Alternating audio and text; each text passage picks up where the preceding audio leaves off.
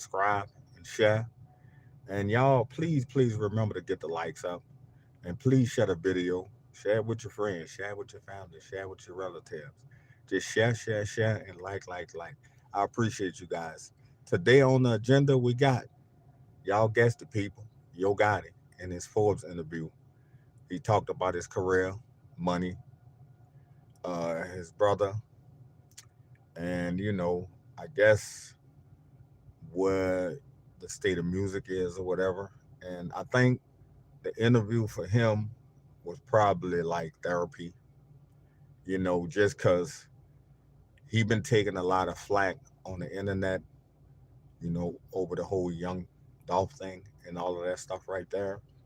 So I think that, and plus his relationship with Angela Simmons, I think that the interview was a good thing for him to do. Like, let him get a little therapy, talk about some things, because I believe right now he probably in a very, very, very, very, very dark place. I mean, if I lost my sibling, I'd be in a dark place too, especially my oldest brother, and everything like that. But he looked at really upbeat. He looked like he was taking care of himself. He looked very healthy. But them rap guys, they kind of have that macho look about them, so you won't really know if nothing bothering them anyway. But my thing is, I mean, he had a nice suit on. He was shaped up nice. So my thing is that he seemed very, very positive, and he seemed in very great spirits, considering what he just went through. You know what I'm saying? If I would have lost a brother just that fast and had to bury him, and worried about my own life as well, I don't know if I'd have been able to do an interview or whatever like that. Hey, what's up? What's happening? How y'all doing? Welcome everybody to the chat. I appreciate you guys from joining me, man. Much love to all y'all, everybody. Yeah, Yo Gotti did the Forbes interview, man. He was looking sharp. I mean, man, he had on the black suit. He was looking real nice. He was looking like he was in good spirits, because, like I said, considering what he went through. And, like, those type of interviews are tough to do, because they're going to ask you the tough questions. It's not like, like a YouTube interview or somebody like that. No, Forbes, they're going to want to know the answers to certain shit. And you got to be able to answer that stuff.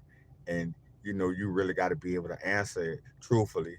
And, I mean, because we heard a lot of stuff when it happened. Some people say his mama was there, and then all that stuff there. Then I heard that she wasn't out there when Jip allegedly passed away. She was in church, but I mean, she did have to see that. So he probably been consoling his mama, his sisters and stuff. So my whole thing is that it's when you're a hip hop artist and you rep the streets, and a lot of that stuff sometimes just come with it, man. And I mean, it happened to people who ain't really in the streets. They ain't no gangsters at all. They just normal everyday people who just doing their thing and living their life. God bless you too, sir. I appreciate y'all, man. Thank y'all for joining the channel, man. Much, much, much, much love, man. Like, I can't do this without you guys. I can't. I'm not going to research find all these stories to come bring to y'all without y'all being here to support me. So I really, really appreciate you guys, no matter where you're from, no matter where you're at. I love you guys. I appreciate you. I do these videos around the same time every day, and I see the same names in the comment box over and over. So I appreciate you guys. That means you guys are really rocking with me. But this channel is about positivity. I love positivity, but the chat box is for you guys. You guys can talk amongst each other. You guys can talk to me. Like, nobody won't get banned. Nobody won't get put out. This channel is not biased by any means, shape, or form. We love all comments. We love the likes. We love the dislikes. We love everything. We not, I've been I've been watching a couple of YouTubers, and sometimes they just block you, man. You say one thing to them, and I see some of you guys so gracious enough to join the channel, and you're trying to ask a question, and they just kick y'all out with moderators. I don't want no moderators. I don't want nobody kicking my guests out.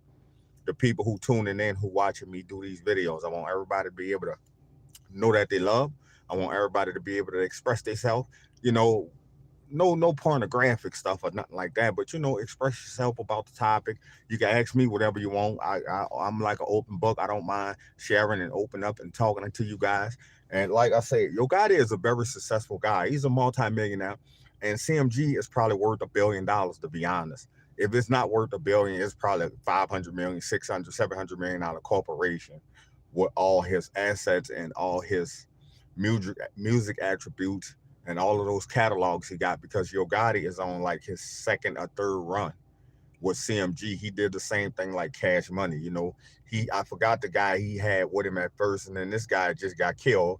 And then he had Black Youngster and all them, and he had some people before that too, from what I remember from music, because Yo Gotti been out since '98.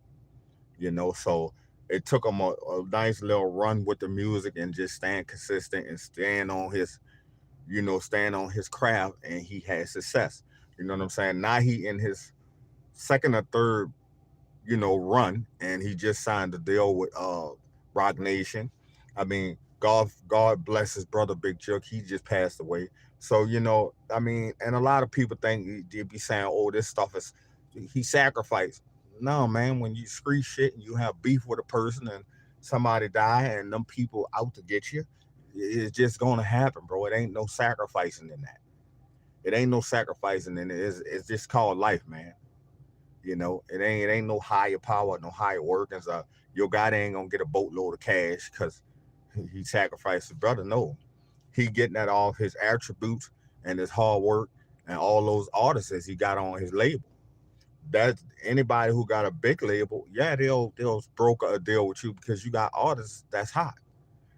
Gorilla, Yo Money Bags, Black Youngster, even though he ain't dropped nothing in a while, but Black Youngster still went platinum. You know what I'm saying? Yo Money Bag got a lot of platinum albums, and that girl Gorilla, she like the new phenomenon, man. So like everybody listen to her music, man. You know what I'm saying? And then Yo Gotti himself, man. Yo Gotti is like the GOAT. So my whole thing is that I'm glad he came out and did his interview. And even when he did the little speech at the little concert in Detroit, it take a real man to get up there after facing something like that and getting up there and speaking and saying your part. And I mean, my whole thing is if you proclaim to be a street person, then stick by the code, bro. When people get killed, you don't rat. I mean, that's the street code to me. I ain't in the streets, bro. If that happened in front of me, bro, I gotta snitch. I'm sorry, cause I'm not in the streets, bro. But I don't want to see nobody get murdered either. You know what I'm saying? So it's like if I'm a normal, average, everyday working person, why you think I should see that? No, I should see what I normally see. Get in my car, go to work, go get a meal from somewhere. Of course, this is what regular citizens do. They rat. They peek out the window, you know, they hear word of mouth, and then they drop a dime. That's what regular citizens do. Like now, but if I'm a street person, I'm a gangster, and I participated in that lifestyle, then no, I shouldn't rat. Because my thing is that how you gonna participate in the same lifestyle and then rat to try to save your own skin and get yourself out of trouble? But at the end of the day, man, it's no honor amongst thieves, and that's just how that go. What's up, Paul? What's up, Lois? What's up, Mint? God bless y'all. I appreciate y'all. Thank y'all for tuning in. But I think Yo Gotti, he kept it solid. That's how you supposed to keep. Just like Young Dolph and them people, they kept it solid. So I mean, you don't go rat, you don't snitch, you don't do none of that. We all in the street gang, street organization. We all these so-called hard, tough gangsters, right? If you that, then you stick to the code, man. But you can't expect a hard-working, everyday citizen to stick to a code, bro. They ain't gonna do it. They ain't built for that. They don't know how. When the police take them in the interrogation room and say, we're gonna take your kids, we're gonna put charges on you if you obstructing justice, the normal tax-paying, hard-working American citizen is gonna say, no, please, officer, don't take my kids. I'm gonna tell you anything. Please don't take me from my job. I got kids I gotta feed. I'll tell you anything. We've seen this stuff over and over. We've seen it in all these little cases they had. I think it was a Central Park 5. When the boy they told him they was gonna do something to his mom and he squealed and come to find out it wasn't even him. People, you don't know what kind of trickery these cops and detectives play on people when they're trying to get them to rat. They do all kind of stuff. But what I'm saying is that a street person should be in street code, and a regular working person should be in work code. A work person shouldn't be in street stuff. You're not a street person. You know what I'm saying? You just a average, everyday, hardworking person who pay your bills. You ain't selling drugs, or you ain't uh, uh, robbing cars or doing none of that to get no money. You gonna punch a time clock, and if you're on salary, you don't have a time clock. They just pay you. You know, so like I said, your guy that he looked very sharp, very healthy, very upbeat in his video, and of course, let's just speak hypothetically, y'all. There was really some kind of beef between him and Dolph, and they really didn't get along. He like the last man standing. Jook gone, Dolph gone, a whole bunch of people who was associated with Big Jook gone. So your guy is like the last one standing. And plus, the only interviews I think he will do is Forbes. He not gonna do no YouTuber interviews because he don't know who he could trust. After his brother passed away, who would you trust? I wouldn't trust nobody. I do interviews with Forbes because they're a reputable company. And I mean, I believe Jay-Z probably got him that interview. You know what I'm saying? But I saw the title and it was saying he said if he don't ever drop another rap album, he don't gotta worry about no money. So I mean, I don't know if he got the kind of contract that if he got the kind of contract with Rock Nation, like I don't know, I don't think his contract that big. I think Master P and Baby had the biggest contracts ever besides Michael Jackson. I mean, Baby had something like 80-20, and I think Master P had 70-30. That was the negotiation between the record deal. So I get 70%, you get 30, and Baby and them had 80-20. So no, Baby and them had 90-10. So they get 90% of whatever they rake, and then Universal get the 10. Imagine how hot you got to be for a record label to give you a deal like that. You know what I'm saying? But also too, if he owns CMG, that means he owns the rights to everything. So he's raking in all the money. You know what I'm saying? We don't really know what your Gotti net worth is, but I'm pretty sure it got to be 100 million or close to that. I think Lil Baby playing with 100 million. So, I think, what's up, Jay? Shout out to you, man. I appreciate you, man. Love you guys from being here. Thank you guys for joining the channel. Today we talking about Yo Gotti and his Forbes interview, man. What y'all think? Y'all think it was a good look? I think it was a very good look. I think he was classy. I think his answers was elegant. I think that he just hold it down like Yo Gotti usually always do. You know what I'm saying? He ain't always the most truthful person, but because he came in. You know what? Yo Gotti came in the music industry when they had media coaches and stuff like that. And once they get a media coach, bro, they don't unlearn that stuff. They keep it for the rest of their career. I don't really know what happened to Kanye West because Kanye West is out the box now. I mean, he got girls walking around naked and getting fellatio on boats and all this stuff here now. So it's like he out of control. He like one of them billionaires that just don't give a care. He just a rich billionaire that's just doing anything. But Yo Gotti, man, he looked at very upbeat. He talked about his brother that, and I'm pretty sure it was hard on him because his brother pretty much showed him everything. And even when you watch his documentary, it's pretty much like his brother raised him, showed him all that street stuff. So it's like with his brother being gone, you know what I'm saying? Who nobody that'll give him no advice. He on his own, you know what I'm saying? And it's like when you beef with a certain person, bro, and things like this happen, bro. It's just the way that it is, man. It's not nobody could do about that. And you know what, y'all? I'm just glad he upbeat and he in up spirits. Cause really and truly, bro, we all as Yo Gotti fans, and we also all Young Dolph fans, dog. It ain't no difference. We all listen to one of their music at some time, point in space, on Earth. So we all done it. You know what I'm saying? Like I like King Von music and I like Young Boy music. I mean, and I like Quando Rondo music. You know what I'm saying? I like all their music, but my thing is that I just wish they wouldn't be beefing and shooting each other up and doing all that kind of stuff. Just keep it like how the sports people do it. Good game, they shake each other hand, whether they win or lose. I'm gonna shake your hand. Y'all beat my butt. I'll catch you next year in the finals. I'll catch you next year in the regular season, and hopefully I could get a win that time.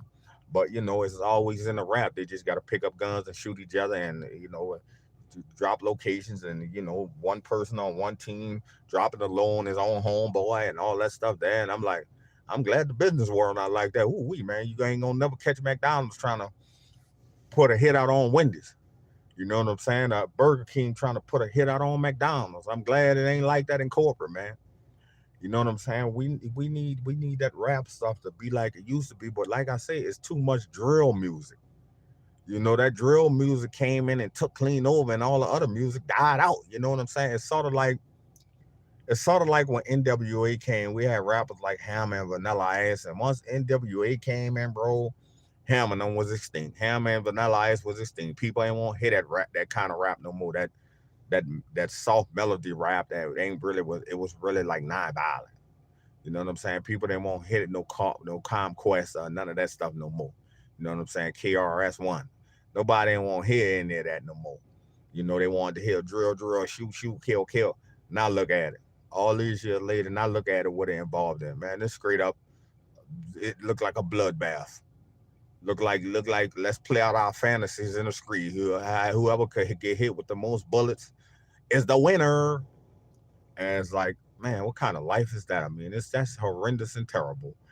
And and your guy is sitting on that couch on that Forbes chair, and so much blood and destruction, bro, to get to that level, bro. And like just look at all the rap now, man. Look at it. Lil Durk, Yo Gotti them, PRE, all of it, man. It's like the shit is like, to me, bro. The music is good, but it's the money it just got blood all on it, man. I mean, it's like we traded lyrics, and no, you know what? It's not really traded lyrics. They really just in the actor shit, bro, to try to get a buzz. It seemed like who could talk about the crime the most, who could say what they did the most. Yeah, I heard one dude on the thing on a video saying he peed on the man's grave. I'm like, what? Like, you really went found the person's grave and urinated on it? Then I saw the one story where the one took his girlfriend and had sex at the dude's grave. Like, I keep saying this over and over. The person in the grave is not there no more. They dead. The soul not in there, the spirit not in there, nothing's in there. It's just a pack of bones, bro. So what's the whole point of doing that? You think them people looking down from heaven at you doing that? That's a whole nother realm. Not even earthly. It's not earthly and nothing. Remember in the Bible, it say Jesus had to take on the body of a man. Nothing earthly could come here, because earth is so corruptible. It's so evil. Nothing from the earth could come. Nothing from heaven could come here unless it have a body. So my whole thing is that what is you going to pee on op graves and have sex on the graves, and and vandalize the graves and all that stuff for what? What is you doing it for? Can Do you think the dead person gonna say, "Hey man, stop scratching my grave or stop urinating on my grave"? I want to know, what is it that they expect to get when they do stuff like that to the dead people, to the grave sites? And then you wonder why you can't have no luck, because look at what you're doing to a corpse. You do. You roll, if you hit a dead corpse in the street, a cat or a dog, and you see that it's dead, and the cops see you do that, they'll take you to jail for that, man. They'll straight arrest you for that, man, because it's abuse on a corpse, man. So I don't know what's the fantasy of people wanting to go to people graves who they put in there allegedly. Uh, they had something to do with them being in there. What is the whole quest behind doing that? I mean, it's madness, and it's sick to me. And I don't get the whole principle behind, let me go to an individual grave and mark it and desecrate it and all that stuff there. You know what I'm saying? But anyway, y'all, I got off topic talking about that, but Yo Gotti looked good in his interview. He looked like he was up spirits. He talked about CMG, what it took for him to get there. He talked about his brother passing and all of that kind of great stuff, his relationship and all of that great stuff. I guess love or finding love or whatever. And he was chasing Angela Simmons for a while. She finally gave that man a chance. Thank God for that. He looked very happy since he been with her. So I'm kind of glad behind that. Not really glad that he lost his brothers. Like I said, God bless his dead. R.I.P. the Big Joe. And like I said, we want your guy to continue to have success. And we don't want no more bloodshed on either side. We want both sides to live out their old age. Hopefully, I don't know if the score even or whatever it is, but it should be even now. Now, can we all just move on and sing kumbaya so nobody else don't have to die? You know what I'm saying? Because let me tell you something. If you think you're gonna catch your guy, bro, you ain't gonna catch him. He too filthy rich. He know how to move. That ain't gonna happen. And the same thing like with Dolph. If Dolph would have been moving a little bit smarter, you wouldn't have been able to catch him because he got the money and the means. He had the money and the means. Why he ain't have security? I don't know. Just like the same thing with Big Joke. That's the question I've been asking myself. Why, if you a multimillionaire, why you ain't moving with the army and the navy? If I got beef with you and I know I gotta come back to the neighborhood while I'm beefing at, and I know you got people there who you're taking care of, you didn't gave money, you're responsible for making the millions and millions of dollars. Why would I come back to these areas with no security guard? I'm gonna come there with the army and the navy. Your guy that went back to Memphis with the army and the navy, snipers all on the roof, the whole police department, the whole Memphis PD, probably some probably some FBI agents, all kind of stuff. I mean, because the president then gave him a condolence letter. So, and I'm pretty sure it was a phone call that came along with that. So I mean, your guy that rubbing the right elbows and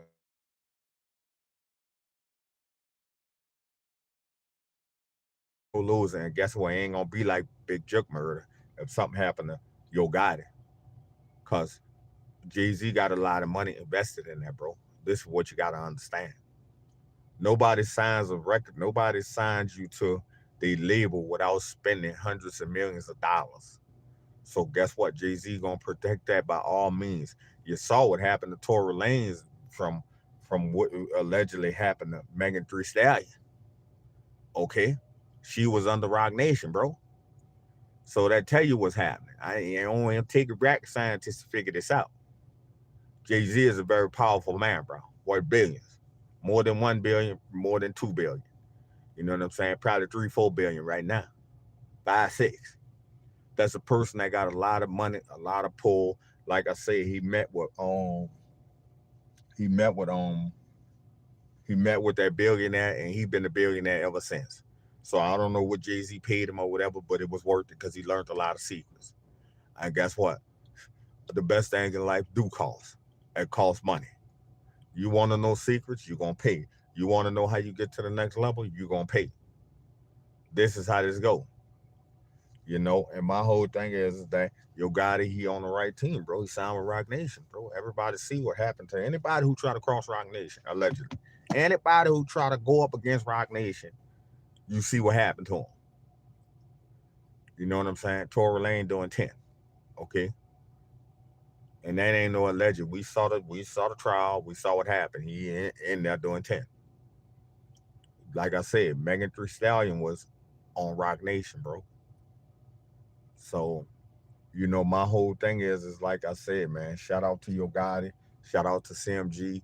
Like, we love y'all music. We always loved y'all music. Same thing with Paper Rock. Shout out R.I.P. to Flipper, Young Dolph. We love all them Paper Rock artists. We love their music. This is the vibe I'm on. This is the vibe we all need to be on. It's too much bloodshed. And enough is enough, y'all. I'm just being honest. It's too many of our favorite rappers and all this stuff here getting killed, from Trouble to PMB Rock to Pop Smoke to Young Dolph, to it's a whole bunch of them, Juice World. And he just prescription meds. But my whole thing is that it's too many rappers that done died, talented rappers. You know what I'm saying? In the late 2000s, bro, from 2010 all the way to 2024. Look at all them rappers, man. Like the rap game seemed like the worst career to ever have. It seemed like a dangerous career. And the kids, the ones that is lyrical and who got lyrics, shit, they might be scared to get into it, man. And we don't want that because we're gonna stop getting music. We're gonna stop getting hip hop. And the R&B boys, why they can't be like the R&B boys? They fight, but they don't really do all the pulling triggers and all that. They have a scrap and stuff like that. You know what I'm saying? And Lil Wayne almost got took out that time. Tour bus got shut up, man. Lil Wayne, the GOAT, still a beast with them lyrics. I still don't think nobody could touch Lil Wayne, man. But yeah, y'all, I just want to know what you guys thought about this here. Yo got in this Forbes interview. Y'all please remember to like, share, subscribe. Thank you guys for tuning in. I'm gonna hit you guys back with another video tomorrow. I love you guys and peace.